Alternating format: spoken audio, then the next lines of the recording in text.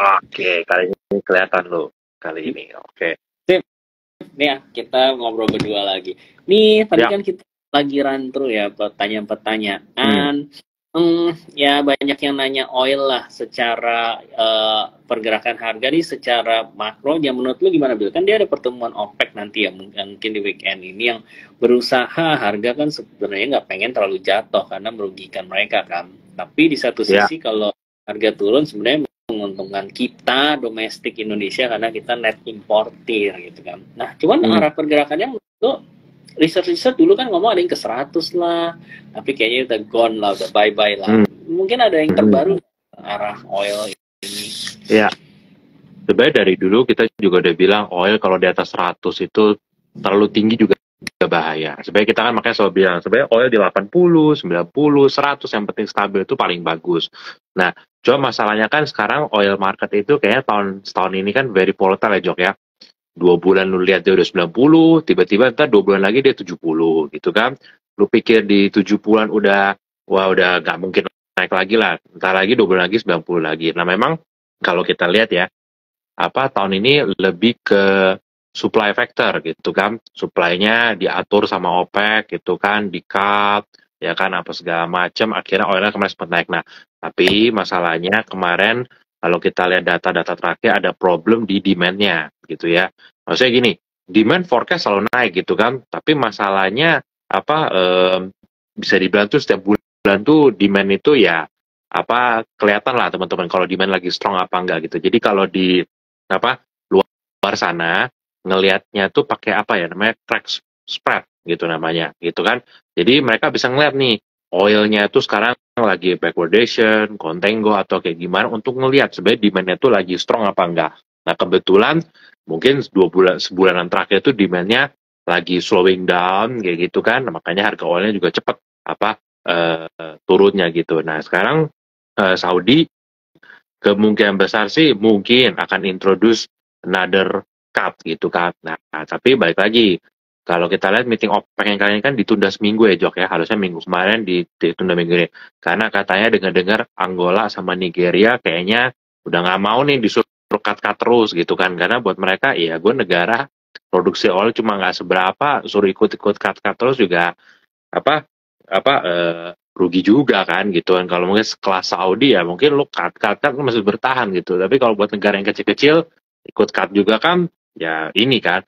Nah tapi kita lihat lah mereka akan seperti apa.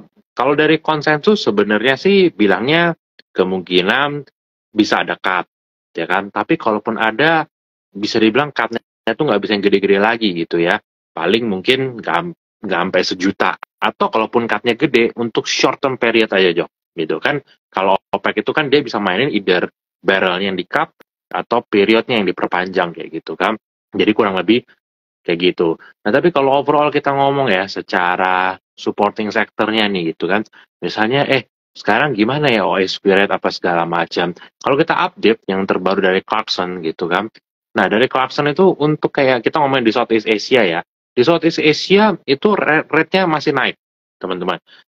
Jadi kalau bulan-bulan kemarin tuh 7.400, 7.500, per Oktober itu 7.700 sudah. Jadi tetap itu masih naik. Nah, makanya baik lagi sebenarnya kan kalau perusahaan oil supporting sector kayak OSP apa segala macam, yang paling penting dia butuh oil stabil aja gitu.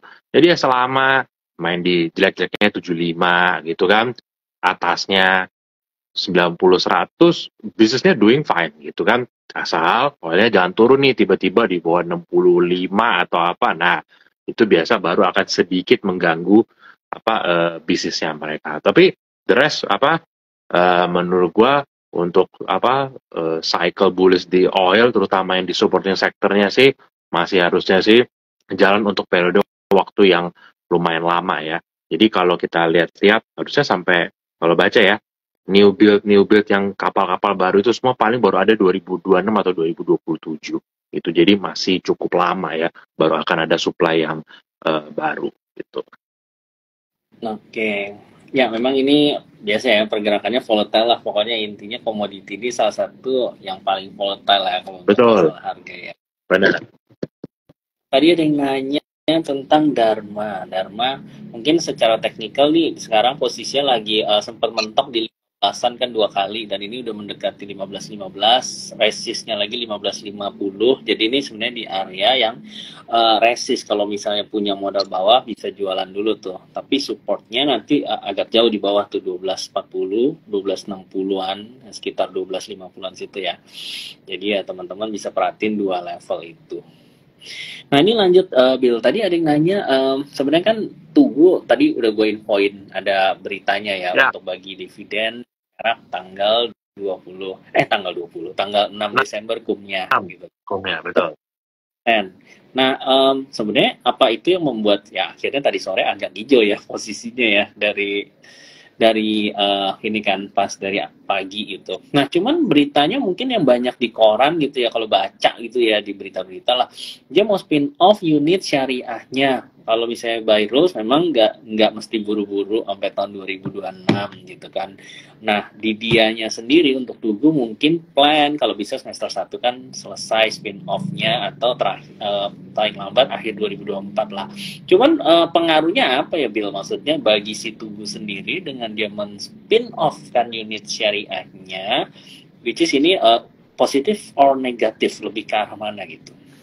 Ya, sebenarnya kalau kita ngeliat, kalau gua ngeliat ya, Tugu, ya ini lo anggap uang jajan lah sebagai dividen yang interim ini gitu kan. Nah, tapi sebenarnya yang kita perlu highlight juga, interimnya kan kecil nih ya. Bisa jadi nanti finalnya gede loh. Karena gimana pun Tugu ini kan kemarin ya, untung dari yang uang dari yang dia menang lawsuit itu gede kan, hampir 1 T. Terus dia menang dari saham Pegeo juga, dia jual, dia juga untung lumayan. Operationally untung lumayan juga. Jadi kemungkinan besar dividen yang tahun depan, yang di bulan Mei ya, tahun ini, itu tuh bisa jadi akan besar tuh. Karena kan dia kan punya cash banyak, itu juga buat apa. Nah tapi kalau lu tanya gue soal yang irit syariah atau apa, gue emang ada baca berita sih yang dia mau kayak masuk asuransi jiwa, kan apa segala macam. Tapi Jok, buat gue sebenarnya yang bisa langsung kelihatan dapat duitnya gede itu apa? Kalau benar spekulasi rumor yang ada di berita 1 minggu terakhir yang udah sempat sebenarnya dijawab sama direkturnya Tugu juga gitu. Kalau mereka jual gedung mereka Jok yang di Hong Kong tuh Jok gitu. Okay. Karena kalau mereka jual gedung yang di Hong Kong atau di negara lain itu bisa dapat duit up to 1 T mungkin Jok. Ya begitu kan. Nah, itu yang bisa bikin untungnya ada lagi another cash flow lagi yang masuk ke mereka itu. Nah, jadi intinya sebenarnya Tugu tuh kalau kita bilang ya, Tugu tuh saham yang sebenarnya downside-nya udah limited gitu kan. Lu bisa lihat dari book value-nya. Book value-nya udah tinggal setengah kali. Dan again, kita lihat saham juga kalau lihat book value kan nggak bisa langsung serta-merta bilang, wah book value murah langsung beli aja. Book value-nya pun kita harus nilai nih, bener-bener. Book value yang berkualitas atau enggak gitu kan. Nah, Tugu tuh punya bukunya tuh ya bisa dibilang berkualitas, Jok. Isinya lu bisa lihat, bener-bener investment semua, kayak gitu kan. Barang-barangnya juga kalau yang saham juga bagus gitu kan. Buktinya kemarin cuan di Pegeo. Jadi bisa dibilang dengan membeli Tugu ya kan sebenarnya ya you buy. Menurut gua ya, kita nggak bilang barangnya bisa meledak sampai mungkin naik 300% atau berapa, tapi lu beli saham value yang sebenarnya operational bisnisnya bagus ya kan, secara buku juga lu beli setengah kali di bawahnya kayak gitu kan bukunya sekitar 2.500 ya, sekarang harga saham cuma 1.100 dan setiap tahun bagi dividen juga gitu. Maksud gua ya saham kalau udah 0,4 kali book value, bisnisnya masih growing kayak gitu kan, ya downside-nya apa gitu kan sebenarnya kan. Kalau ditanya kemarin Tugu yang sempat turun bulan lalu pun itu menurut gua karena market punya ekspektasi dia cuan Pegeo mungkin 200 M kali kayak gitu kan. Ternyata dia cuma cuan Pegeo mungkin sekitar 50-60 M lah kayak begitu kan gitu ya. Tapi untung dia jual juga kan, sekarang Pegeo udah berapa harga 1.000 ini lagi kan kayak gitu. Jadi menurut gua is a good value stock lah sebenarnya. Downside limited, bisnisnya still growing, paying dividend gitu kan, dan suatu hari lu nggak pernah tahu gitu kan, kalau dia ada corporate action atau apa, misalnya ditawar 1 kali book value atau apa, itu bisa beggars loh dari harga sekarang gitu. Oke, kalau dia jual gedungnya 1 T berarti sebenarnya itu equal to cash per share 200-250 perak gitu ya kalau dihitung. Iya, another kayak begitu lagi, benar makanya. Iya. Nah itu potensi apakah dibagi gitu, kalau nggak kepake ya harusnya dibagi gitu ya. Benar. Oke, ini pertanyaan My Journal. Ini pertanyaan rotasi sektor sih. Apakah mulai masuk ke sektor apa komoditas dan energi ini mulai rotasi ke sana? Atau gue tadi berpikir bisa jadi ke properti juga gitu kan dengan banyaknya insentif kan yang belum gerak juga gitu. Menurut tuh Ya, chance-nya lebih besar gerak di bulan Desember ini, Bill. ya. Ya. Sebenarnya kalau komoditi yang paling performing menurut gue sekarang tuh emas, ya Jok ya. Emas tuh sebenarnya udah kelihatan dari beberapa bulan terakhir, meskipun jilid naik, emas tuh bandel. Bandel dalam artian nggak mau turun. Di 1.800 mentok, cepet banget baliknya. Dia langsung ke 2.000-an kayak gitu kan. Nah sekarang yield turun, emasnya udah mulai comfortable nih, main di atas 2.000. Menurut gue, ini sekarang si gold itu tinggal nunggu tuh sinyal dari The Fed tuh. Bener-bener The Fed ngomong pivot, pivot dalam artian mereka akan stop raising interest rate, itu harusnya akan positif buat si gold. Nah, kenapa kita harus mulai antisipasi The Fed akan mulai bilang kita akan stop menaikkan bunganya? Karena kan counterpartinya si inilah bisa dibilang ECB ya, apa si Bank Sentral Europe itu kalau nggak salah 2 hari lalu itu si Lagarde gitu kan, si Lagarde, Christine Lagarde itu apa ECB punya governor udah bilang we have done so much lah di rates gitu kan. Now it's time to observe kayak gitu kan. Nah jadi menurut gua Europe yang salah satu agresif juga udah stay hold, mulai kasih ini. Kita tinggal nunggu tuh magic words itu keluar dari mulutnya Jerome Powell tuh Job. Hopefully kita mid December ini mereka meeting, dia keluarin magic words bahwa sama seperti Lagarde gitu kan. Ya seperti biasa ada basa-basinya dulu Jok gitu kan. Ya we cannot declare victory yet, apa-apa segala macam. Tapi kalau sampai keluar statement sama kayak yang Lagarde punya bahwa we have done so much on rates ya kan, dan a lot, dan it's time to observe, menurut gue market akan take that as a positive sign bahwa oke, berarti the Fed full stop. Menurut gue itu gold bisa rally Jok gitu. Oke, ya. Nah, sama tadi kan lu tanya juga soal yang properti ya, berarti ya. Nah, jadi sebenarnya properti salah satu sektor yang udah 10 tahun ya, bahkan lebih kayaknya. Mungkin udah 12 tahun harga sahamnya nggak ke mana-mana. Kemarin gua iseng-iseng gua lihat gitu kan grafik saham BSD, Ciputra, Pakuwon gitu kan, sama Sumarekon gitu kan. Ya, you cannot compare Pani lah ya kan. Pani kan udah naik sendiri gitu kan. Tapi gua compare yang apa FC-nya lah zaman dulu gitu kan. Ya ini yang boyband lamanya gitu kan. BSD itu sekarang harga tahun mungkin 2010 gitu kan. Terus Sumarekon kayaknya sama tahun 2010 tuh. Cuma Ciputra sama Pakuwon yang di harga mungkin yang tahun 2013-an kayak gitu. Nah, jadi sebenarnya ini sektor yang nilai bukunya udah pasti sebenarnya growing gitu kan. Setiap tahun tuh growing, apalagi kalau acquire land apa segala macam kayak gitu kan. Nah, tapi mungkin dulu mereka enak. Dulu kan KPR itu gampang, LTV juga rendah. Ini kita ngomong boom yang 2012, 2013 itu ya. Waktu itu juga BI rates masih low kayak gitu kan. Nah, sekarang kita mulai dapat booster nih dari segi apa policy dari government ya kan, PPN mulai digratisin ya kan, yang dari 2M, yang 5M pun sebenarnya dapat, tapi kan itu kan on top of 2M-nya. Terus juga nah, kalau kita ngobrol-ngobrol kayak gitu kan, sebenarnya kita udah mulai sama nih. Sama nggak sih sama kayak dulu? Ya pasti ada bedanya ya, tapi yang kita punya sama satu. Pertama, dulu boom yang properti 2010 2013 ya, nggak salah ya, itu tuh dimulai dari commodity boom cycle dulu kan Jok. Nah begitu selesai commodity boom cycle, yang naik properti at that time. Nah sekarang kita juga udah punya nih commodity boom udah selesai ya kan. Nah, ya oke, kita nggak bisa again, kita nggak bisa pukul rata ya, karena dulu lu belum punya Bitcoin ya kan, lu belum punya apa, sekarang lu udah punya lah beberapa alternative investment. Tapi dari segi policy, government udah mulai in favor nih of property apa company. Nah, tinggal mungkin kalau kita ngobrol-ngobrol apa segala macam, sentimen apa sih yang bisa bikin apa orang untuk masuk ke properti lagi gitu kan? Ya mungkin yang paling simple ya kan, ya orang akan tungguin dulu beresnya turun apa enggak. Nah ini sebenarnya relate Jok dengan yang tadi kita bahas, makanya gitu kan. Kalau sampai magic words yang kemarin ECB ngomong, The Fed juga akan ngomong, menurut gue BI juga akan lebih chill Jok, gitu kan. Kalau kemarin-kemarin kan dia naikin suku bunga kan demi untuk stop rupiah dari melemah gitu kan.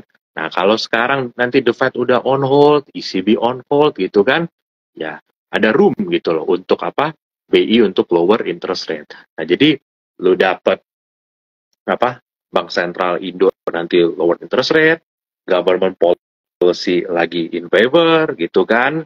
Ya mungkin duit yang komoditi boom nanti akan ada yang ke properti juga apa segala macam. At least ya kita nggak bilang kita akan punya properti super cycle yang kayak tahun 2010 sampai 2013 kemarin gitu kan, karena dari some excess supply lah, masih harus di clear sekarang, tapi ada akan in favor lah menurut gue Jok untuk yang properti. Jadi kalau ngomong risk and reward, menurut gue sih rewardnya lebih gede ya daripada risk untuk di saham properti sekarang sih gitu.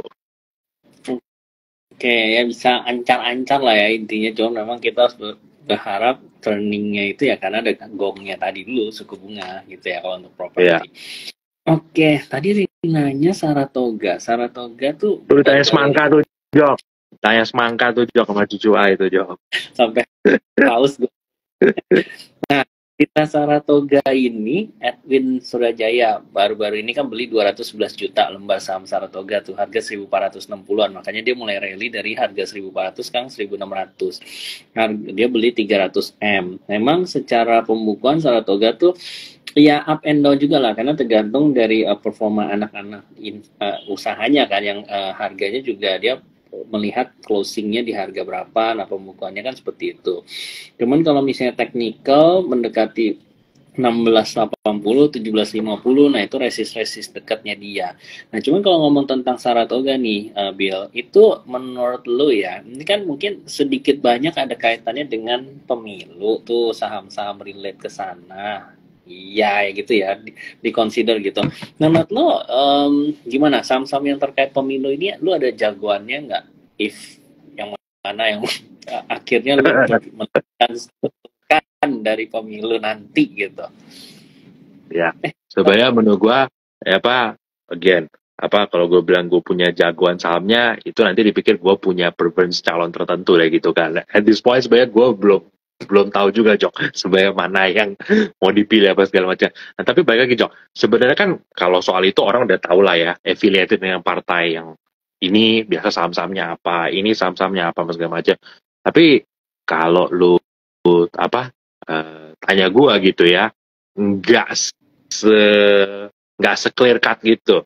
Oh, bukan berarti kandidat yang ini menang terus barangnya ini bakal naik apa segala macam gitu kan, karena gue belum lihat ada yang benar-benar analisa yang benar-benar fully komprehensif yang pernah gue baca yang benar-benar bisa ngejelasin tuh ada hubungan yang benar-benar pasti gitu kan. Ya misalnya dulu, kalau partai kuning yang maju gitu kan dan kayaknya bisa menang, saham yang batu bareng ini nih bisa apa segala macam. Nah, menurut gue ini cuma personal opinion aja ya. Meskipun ini udah mau pemilu, teman-teman jangan pilih saham itu based on pemilunya doang gitu. Maksudnya ini partai affiliate sama saham ini terus beli apa kayak gitu, karena nggak ada jaminan ya teman-teman itu untuk naik kayak begitu gitu loh. Karena misalnya kayak tadi yang lu bilang, yang grupnya SRTG gitu kan, ini ada affiliated dengan apa ini tentu.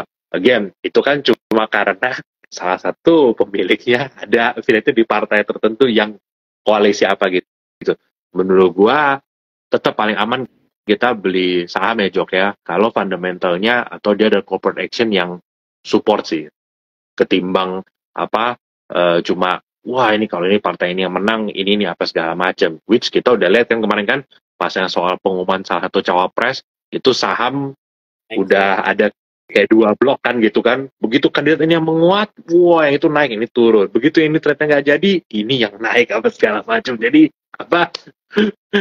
jangan kayak gitu teman-teman, karena kalau teman-teman udah belinya based on kayak gitu, jatuhnya menurut gua lebih kayak spekulasi sih menurut gua ketimbang invest gitu. Dan again sekarang di atas kertas juga menurut gua lumayan merata ya, although chance-nya ada mungkin lebih menang di salah satu yang mana gitu kan, tapi menurut gue at this point masih merata dan kayaknya unlikely likely ya pemilu kita tuh 1 putaran menurut gua ya. Kayaknya bakal 2 putaran sih menurut gua. Karena I'm not sure ada yang bisa dapat langsung 50% sih, Dok. Gitu. Ya, ada kubu yang masih optimis 1 putaran tapi ya oke. Ya, benar, of course gitu kan. Ya, ya, ya, ya. Oke, tadi ya berarti gitu ya. Maksudnya belum ada yang clear benar-benar relate kemana pun. Kalaupun ngaruh paling mungkin ngaruh setengah hari gitu, 1 jam doang kali ya gerak terus udah gitu bubar. Biasanya begitu. Terus ini ngomong-ngomong digital, benar juga nih rokok digital si Cucu Ai kan lagi ini ya apa pasti ngomongin Sampurna ya tentang si IQOS terbarunya ya. Beneran rokok digital itu kan. Gimana Bill Ya, kalau dari sebenarnya again lu susah nanya gue, Jok, karena I'm not a smoker gitu kan ya. Tapi kalau tadi kebetulan tadi siang gue kan makan juga sama si Pak Ben, sama Glenn gitu kan, sama salah satu inilah timnya Cicuai gitu kan. Sempat kita bahas juga tuh soal yang apa rokok digital ini gitu kan. Again, kalau tadi dengar-dengar dari situ ya, again karena gue not a smoker jadi nggak tahu, gue cuma bisa kan kebetulan tadi itu kayaknya ada 2 tuh yang perokok jadi tahu kan rasanya. Memang ada yang bilang, oh yang ini enak, yang jenis ini enak ya. Oke, gue cuma numpang denger aja gitu karena gue nggak begitu ngerti. Tapi buat kayak yang udah biasa sering rokok tuh tadi bilang ya memang benar yang itu tuh enak tuh katanya tuh. Cuma memang ada yang nggak enak variannya gitu. Tapi yang ini tuh katanya varian yang apa gitu tuh enak tuh gitu. Jadi ya menurut gue sebenarnya itu bisa bagus sih, Jok, gitu karena gimana pun kan nanti kan ya menurut gue balik lagi ya, nah ini Cucuai juga ada bilang juga dividennya Sampurna termasuk besar, earnings growth juga oke. Dan maybe again gak mau spekulasi apa gimana juga, tapi menurut gue mungkin tahun depan cukai udah nggak akan naik setinggi-tinggi biasanya ya, mungkin ya menurut gua gitu loh, karena maybe akan ada some changes atau apa kayak gitu kan, dan mungkin nggak akan agresif gitu lagi untuk di apa rokok. Nah ya itu yang coklat kayaknya ya itu mungkin maksudnya tadi apa yang diomongin tadi kita pas makan siang gitu. Nah itu Hans juga komen, nah tuh ini nih kan raja kita nih, raja vape kita nih kalau Hans gitu kan, jadi harusnya dia udah tahu tuh. Ya udah, kalau Hans udah ngomong gitu, Glenn udah ngomong kayak gitu, terus Pak Ben juga begitu, ya gue ikut aja lah, cause I'm not a smoker gitu kan, jadi gue ikutin aja. kita ikut beli aja Bill, tapi buat kadoin orang gitu, buat kado Natal. Buat kado Natal. Iya. Oke, ya tadi ya itu mungkin lebih secara teksnya juga lebih murah kali ya, jadi dibandingkan dengan SKM sehingga benefit di asal volumenya growth, balik lagi volumenya growth itu bagus buat revenue-nya gitu ya. Ya udah, mungkin nih kita Bill kalau lu melihat tadi pertanyaan terakhir ya tentang consumer overall gitu ya, balik lagi karena ada yang nanya juga kan sebenarnya pemilu ini benar-benar jalan nggak sih gitu untuk sektor konsumernya. Tadi kelihatan mungkin di rokok spesifik karena bottom up-nya juga ada ceritanya gitu kan. Tapi kalau kayak consumer yang balik lagi kayak Indofood, ICBP, yang Mayora, menurut lo kalau yang punya tuh nggak apa-apa di hold aja itu sampai menjelang pemilu, atau ya udah tektokin aja sih sebenarnya, maksud teknikal aja gitu. Ya, menurut gue sekarang marketnya kan lagi, menurut gue market sekarang membutuhkan lu sangat lincah, Jok, gitu kan. Minggu ini grupnya Papa itu yang lagi main, minggu kemarin grup yang Papa itu sempat turun kayak gitu kan, lu harus cepat. Sektor juga terus ganti ya kan, kadang ini cepat main. Jadi menurut gua apapun sebenarnya harus lebih cepat di tektokin sih menurut gua ya, kalau lu emang mode-nya tuh trader gitu. Tapi kalau misalnya lu apa investor ya atau apa kayak begitu, menurut gua sebenarnya ada kok beberapa barang-barang yang udah turun lumayan dalam kayak gitu kan. Nah itu tuh ya contoh aja nih kayak misalnya big cap ya, menurut gua ya kita bisa lihat dari segi murahnya. Menurut gua yang tadi gue bilang kayak misalnya tadi kita sore kita bahas apa ya? Oh Astra gitu kan. Astra sekarang udah 5.500 gitu kan. Nah apa kita lihat apa dari fundamental atau apa gitu, ya buat kita Astra nggak deserve lah di trade di harga sekarang kayak gitu kan. Dan kalau kita look back 13 tahun terakhir gitu ya, Astra itu selain pas COVID kemarin ya, itu harganya kalau lu udah deket goceng sampai goceng go tuh udah murah lah. Ibaratnya lu beli tutup mata ya lu tunggu setahun balik 7.000 lah gitu minimal kayak gitu kan. Dengan begitu lu punya upside 30% gitu. Kalau misalnya lu nggak mau ribet-ribet cari barang yang second line atau third liner kayak gitu ya. Kalau lu mau trade, lu punya barang kayak apa Papa Yogo sekarang gitu kan dibilang kayak gitu kan siapa tahu Papa Yogo mau nyalip si Bang Biru nanti tanggal 30 Desember. We never know kayak gitu kan. Siapa tahu he saved the best for the last day kayak gitu kan. Sekarang santai-santai, hari terakhir nanti hari 30 Desember dia bikin auto reject ke atas nyalip lihat market cap si Bang besar itu. We never know gitu kan karena gamenya beda lah kayak gitu kan. Nah, jadi apa uh, uh, sebenarnya ya itu dia Jok ya. Kalau yang lu bilang tadi consumer atau apa, buat gua kalau lu mau defensif, consumer is a good choice sebenarnya gitu kan. Coming to election harusnya ya consumption naik lah gitu ya. Tapi kalau misalnya kita ngomong lu mau beli di luar consumption, ya apapun harus cepet lah menurut gua sekarang tektokan apa segala macam kecuali lu bener-bener mau buy and hold. Ya, ada beberapa saham yang oke. Contohnya menurut gua ya, yang kayak kita tadi bahas ya kayak Astra gitu. Oke, ya ini juga yang Cicuai bilang Mayora juga agree gitu. Intinya kalau IHSG 7.100 nih resist lah ya, maksudnya jangan melihat ini juga bakal ke Benar, 75. karena betul, jangan intinya ya sekarang jangan serakah dulu. Nanti ada waktunya kok kalau market tuh enak. Market tuh enak tuh berasa kok teman-teman. Kayak beli apapun naiknya awet ya kan. Ini nggak turun-turun. Kalau sekarang kan sebentar hari ini naik yang grup A, besok yang grup A turun, yang naik grup B apa segala macam kayak gitu. Nah, kalau itu berarti marketnya masih kurang enak tuh kalau belum apa bahasanya tuh belum berbarengan apa naiknya. Dan teman-teman jangan lupa juga ya, lusa itu ada rebalancing MSCI itu. Jadi jangan sampai kaget gitu kan apa kalau ada barang-barang yang gap up atau gap down pas market tutup gitu ya. Karena tadi kalau kita cek big inflow itu adanya di Aman sama MRT ya, gitu kan. Terus big outflow ada di Inco, and some blue chip ada big apa ini juga ya. Sebenarnya nggak big sih kalau lihat kan less than one day punya ADTV ini sih. Tapi maksudnya ya bisa aja tutupan ada agak turun sedikit tanggal 30 apa November nanti. Jadi yang mau pasang jaring di Inco silahkan gitu kan, siapa tahu dikasih apa agak turun lumayan, dan yang punya barang yang masuk ya kalau mau cuci aja gitu. Beli pakai margin nggak, Bill? Waduh, beli pakai margin, Jok. Masa MSCI aja itu kita nggak bisa tebak, Jok, gitu masalahnya. Kadang ada loh saham yang di-delete gitu kan, di-delete ternyata dia malah tutupan naik. Karena kenapa? Semua orang udah nunggu di bawah gitu kan, ternyata nggak dapet kayak gitu. Sekarang lebih susah sih, Jok. Sejak ada IF sama IF, itu tuh lebih susah ya, nggak kayak dulu. Mungkin kalau 4-5 tahun lalu, zaman belum ada kayak gini, bener. Apapun yang dibuang besok turun. Apapun yang dibeli, naik kayak gitu. Tapi since ada IF sama IF, wah itu kita udah pernah ngikutin lah ya, setahun 2 tahun terakhir kan. Gue masih ingat ada MR, masuk MSC atau apa segala macam, malah turun apa segala macam dibanding sama tutupnya. Jadi ya, apa, things different lah sekarang gitu.